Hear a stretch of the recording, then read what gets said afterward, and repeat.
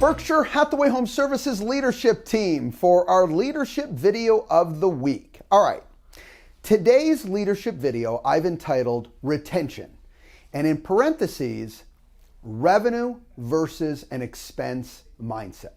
Because I have to tell you, this will be key in your focus on retaining sales executives. Now, first of all, couple things you have to internalize. One, that this retention aspect starts with you. If you are not forward pacing your sales executives on this concept of retention, knowing the things that they think about, knowing the things that they deal with, and you tend to hang back until the problems come to you, your retention percentage will drop, okay? Anytime we're dealing with an issue, when it finally comes to us and an agent has let something fester or just frustration or just looking in general, all right? Because you know what they say, you know what, this is not you, it's not the company, it's not you. I love everybody here. I'm just doing this for the money. I'm just making the decision because I can make more. Now think about that. That's what they've just said. Is I believe by not being at this organization, by not being under your leadership, by not being in your branch culture, I will make more money. Because the only thing I'm looking at is an expense.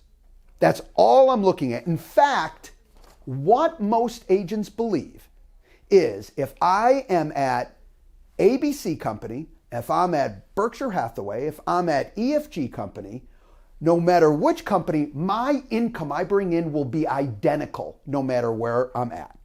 Okay. I know what you're thinking. Well, that's ridiculous. That's not true. I get it. But the whole point of this is that's how most agents think. No matter where I'm at, I'm going to make the same money. So the only thing I need to look at is the expense side of the income statement. That makes no sense. Okay. But there's things that you have got to internalize as the leader. All right.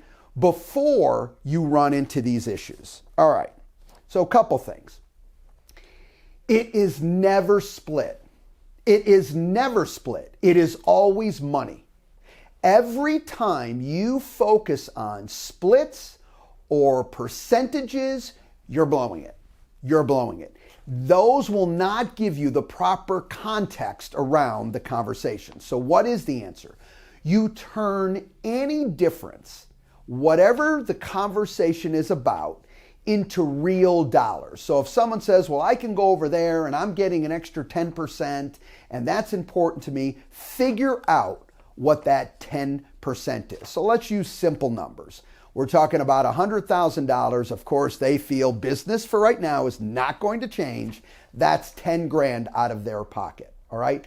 You have to work with the 10 grand, not with the 10%. All right. So now, once I know that the difference that they feel it is $10,000. I haven't got to the differences in companies yet. Let's just go with what they're saying, 10,000. Now I have to look at their average sales price and I got to break it down into real transactions. So if, let's say for simple numbers, their average sales price brings in $5,000 of commissions every time they close a transaction. We said the difference was 10. So math is math. The difference of what they're saying is, I will save 2 transactions if I leave your branch and this company. That's the message they're giving you. So the first thing that should come to mind is to say, okay, so you know what, Mark, you don't believe that being here, okay, us working together, the systems, the support, honestly, my leadership, the culture, the other agents around, we can't work together, okay, to create you over 2 closings a year. Okay, personally, I think it's probably closer to a dozen, but you don't even feel that it will be 2. In fact, I'm getting the kind of feeling that you feel it's 0. There is no difference. Tell me how you feel about that. Remember, think, feel, know is a great scenario on this. You got to ask questions and let them communicate. to you of what they're actually thinking. But the math is the math. In that example, $10,000 in total, $5,000 per commission. That's 2 commissions at $5,000 a piece. Now that you've broken into commissions, and remember, never estimate. Always deal in facts. All right? How can you and the company actually help them?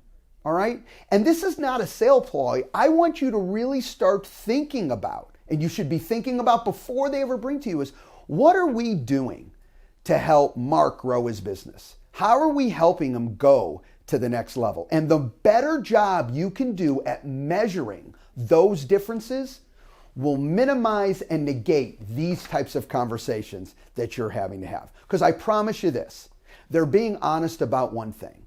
It really doesn't have anything to do with you, and it really doesn't have anything to do with the company. It has to do with what's ever going on with them, okay? That's why we can't take these personally. What's ever going on with them, and maybe there is financial situations, okay, that are causing them stress that you don't know about. So it isn't. They're trying to come up with a solution, and this is the solution they've come up with. Doesn't mean it's the right solution, but it is a solution. That's why you always want to be in. That's why that report that we provide you, which is the month-over-month, year-over-year report showing where their income is it growing, what's going on, is an awesome report for you. So if you see someone's business down or tapering down, you can jump on it immediately and not wait till they come to you with a problem. All right? Now, let's talk about this illusion about no matter where I'm at, my income will be the same. I go to ABC, I make $100,000. I go to EFG, I make $100,000. I'm at Berkshire Hathaway, I make $100,000. Where the biggest flaw in this, and most agents do this, is they never consider the client. They never consider the client in the conversation. You know, Mark, honestly, all my clients choose me for me. Let me help you with this. All their clients choose them for themselves, meaning the client chooses the agent for the client's reasons, not the agent's reasons. I know the agent thinks they choose the agent for the agent, but the client chooses the agent for the client's reasons. And what they're really saying to that agent is, at this particular moment in time, I truly feel you're the best decision for me. And the compensation I'm paying you, I feel, is fair and equitable. They don't take into account that the consumer is thinking about their options, all right? So to respect that relationship, you have got to bring in the consumer to the conversation with the agent. You cannot let that sit just about agent to agent. It has got to be about buyers and sellers of what they demand. I promise you this, your agent has lost business or have gotten pounded on commission from a client, even a sphere that has known them and loved them.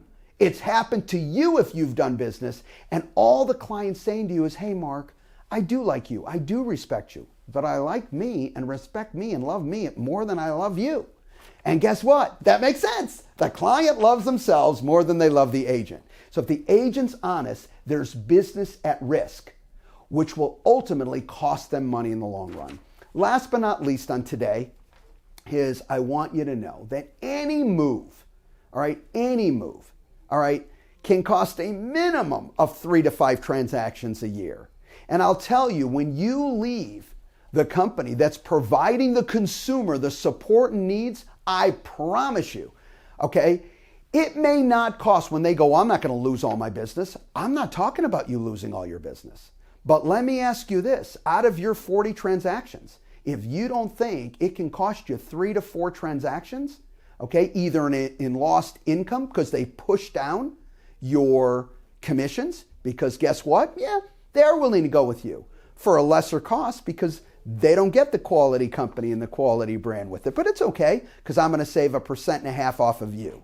Either way, it's costing them thousands of dollars. All right? I know there's a lot more to this. When you're listening to this video, I want you to take out a piece of paper and write your questions. And I want to talk more about this. This idea of revenue versus expense is key. I want to close by saying this. Do you notice that I don't have any of the leaders worry about expenses? You don't control expenses and you don't have to worry about it. You know why? Because revenue is the most important aspect for the company and for every agent. So when we really want to look at what's most important is it's not you worrying about the expense side, it's you focusing on driving revenue for your branch and your agents. And I'm telling you this, there's not an agent that has had the success, great success, by just controlling their expenses without driving revenue. If you really want to help your agents and you want them to feel it, you've really got to help them move their revenue forward within their business. Have a great week, everybody, and we'll be talking more about this.